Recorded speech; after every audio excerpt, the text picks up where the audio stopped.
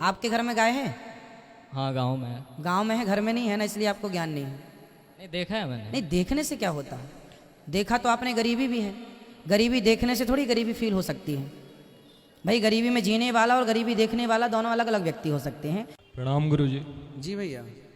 मेरा प्रश्न ये था कि आपने काफ़ी बार मांसाहार पर बोला है, लेकिन मैंने कभी आपसे ये नहीं सुना कि आपने गौ हत्या और दूध के सेवन पे कुछ बोला। बोला है, कई बार बोला। जबकि दूध का सेवन ही सबसे बड़ा कारण है गौ हत्या का भारत में। ना ना, आप समझो, इन सारे सब्जेक्टों पर खूब चर्चा होती है। आपको क्या कहना है स्पष्ट रूप से कह लो। जैसे गाय जब माँ बच्चा देने वाले होती है तभी दूध देती है, और जब बच्चा दे देती है उसके बाद उसके बछड़े को उससे अलग कर दिया जाता है और इंसान अपने बिजनेस के लिए उससे दूध निकालते हैं। और यही प्रोसेस लगभग 3 से 4 साल तक होता है, जहाँ पर गाय को सुई दे के गर्भवती किया जाता है और दूध निकाला जाता है खूब उससे। लेकिन जब दूध देने की प्रक्रिया समाप्त हो जाती है गाय की, जब वो दूध नहीं दे सकती है तो फिर उसको छोड़ दिया जाता है या बुच्चर खाने में भेज के उसका मांस कटवा दिया जाता है और अलग अलग चीज़ों में प्रयोग किया जाता है उसका। जी। तो अब कुछ लोग तो खुद गाय पालते हैं और दूध देने के संभावना ख़त्म होने के बाद भी उसको पालते हैं, लेकिन वो बहुत ही कम है। और जब आप बताते हैं कि दूध का सेवन करना चाहिए तो लोग, अब सारे लोग तो गाय पाल नहीं सकते, तो वो अपने पास के दूध वाले से ही दूध लेते हैं और वो दूध वाला तो फिर वही करेगा ना, जब गाय दूध देने के काबिल नहीं होगी तो बेच देगा उसको। हमने कई बार ये कहा है, जब भी हम दूध पीने की बात करते हैं ना, तो हम साथ में ये ज़रूर कहते हैं कि घर में एक गाय रखो, थोड़ा सी जगह खरीदो और वहाँ पे गाय रखो और अपने हाथ से गाय का दूध निकाल कर उस दूध को पियो। मैं बाज़ार का दूध पीने की सलाह कभी नहीं देता, क्योंकि बाज़ार का दूध मिलावटी होता है। इस बात पर मैं जब भी बोलता हूँ तो ये ज़रूर बोलता हूँ, यदि हम प्रत्येक व्यक्ति गाय को घर में रखकर सेवा करने लग जाएंगे तो गाय अपने आप सुखी हो जाएगी। अब रही बात कि आप गाय को बछड़ा या बछिया होने के बाद लोग उसका दूध पूरा निकाल लेते हैं और बछड़े को नहीं पिलाते, तो देखो ऐसा है कि आज भी आप कभी गौरी गोपाल गौशाला जाना, हमारे यहाँ आज भी गायों के हमेशा 2 थनों का दूध निकाला जाता है और 2 थन बच्चों के लिए रिजर्व रहता है। और 2 थन का जो दूध निकलता है वह वृद्ध माताएं पीती हैं, हमारी जितनी भी वृद्ध माताएं हैं।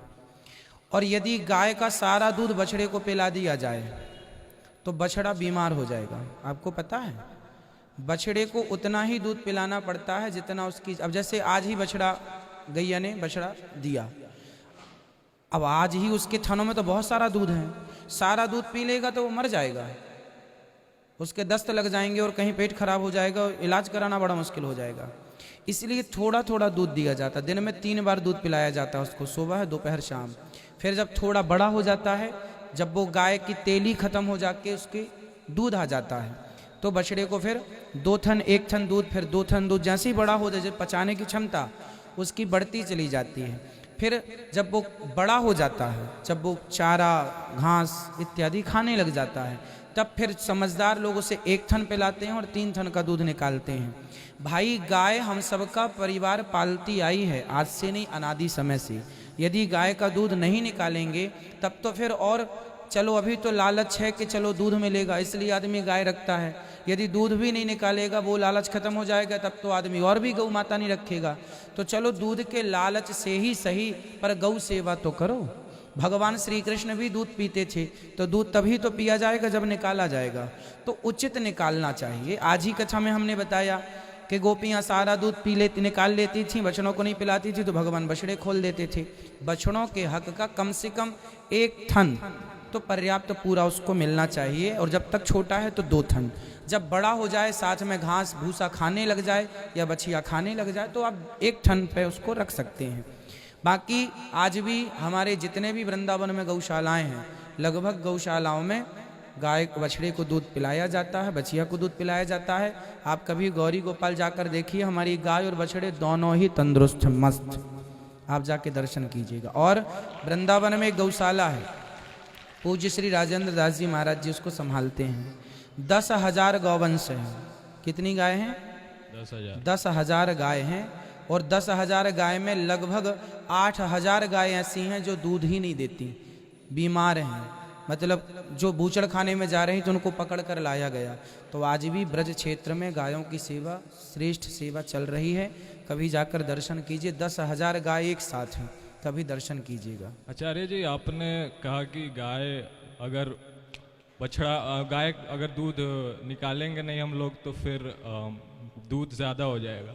लेकिन आचार्य जी, हमने देखा है कि दूध ज़्यादा हो जाएगा मतलब ज़्यादा दूध देगी और हम निकालेंगे नहीं तो फिर बैलेंस नहीं हो पाएगा। हाँ भाई, गायों को दूध निकालना जरूरी है, नहीं निकालेंगे तो भी ठीक नहीं रहता। लेकिन आचार्य जी, मैंने देखा है कि गाय उतना ही दूध देती है जितना उसके बछड़ा पी सके, लेकिन बछड़ा को पिलाया नहीं जाता है। ऐसा नहीं है बेटा, आपको जानकारी तो है पर अधूरी है।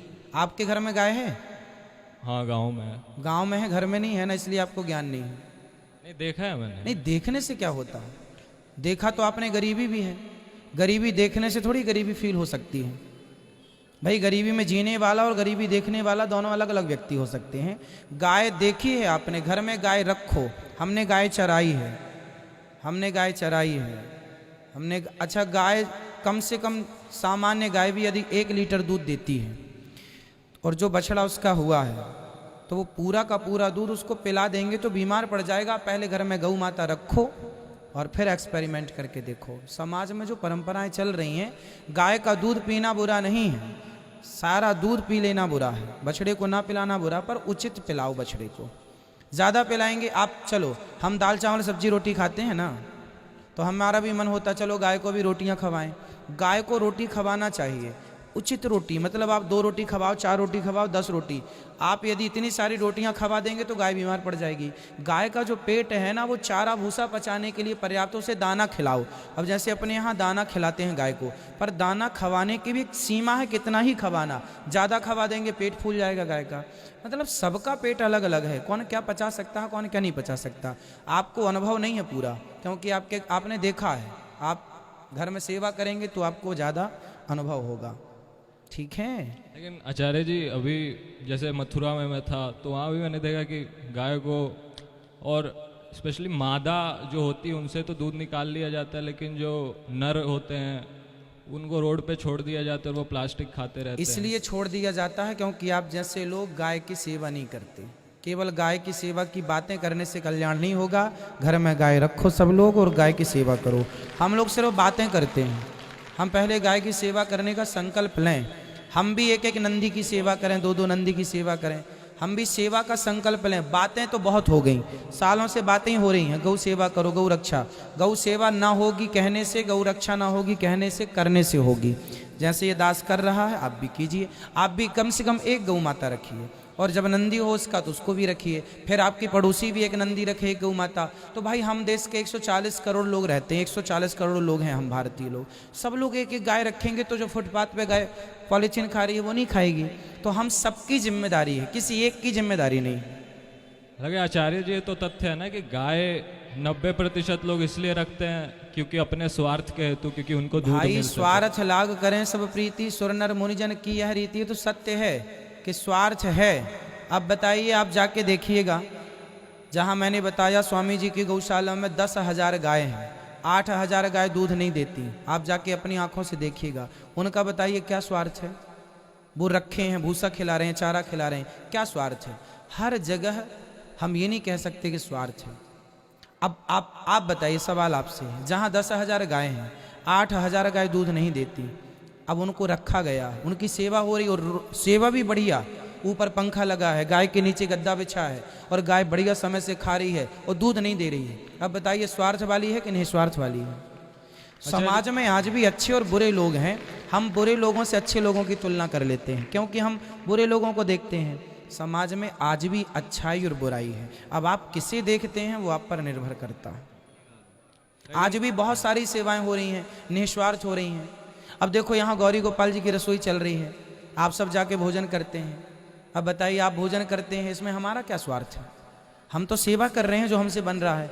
ऐसे जिससे जो बन रहा है वो सेवा कर रहा है, इसलिए जो कर रहा है उसका सपोर्ट कीजिए, उस पर उंगली खड़ी ना कीजिए। ठीक है। खुश रहिए। आप भी कीजिए, आप भी, उंगली खड़ी करने से काम नहीं होगा, आप भी कीजिए।